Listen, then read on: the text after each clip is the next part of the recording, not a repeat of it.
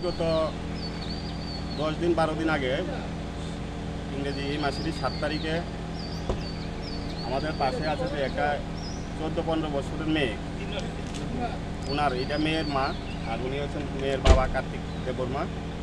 15 বছর মেয়েটার বয়স।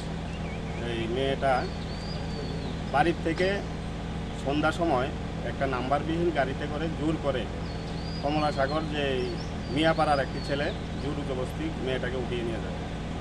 তারই বিষয় নিয়ে সেটা আমরা 7 তারিখে এখানে এফআইআর হচ্ছে থানাতে।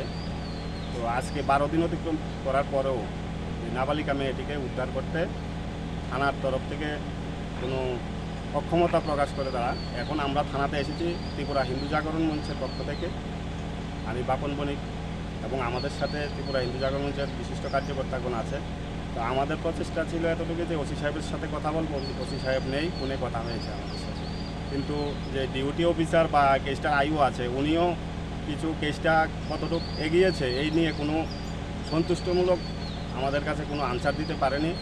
আমার মনে হচ্ছে যে প্রশাসন যদি এটা ভালোভাবে প্রেশার দেয় বা ভালোভাবে চেষ্টা করে মেয়েটা উদ্ধার করা যাবে। কিন্তু মেয়েটা এখন কি অবস্থায় আছে, ওর কি জীবন বেঁচে আছে কি নাই, সেটাও আমাদের কাছে কোনো ইনফরমেশান এখন অবধি থানা থেকে আমরা পাইনি।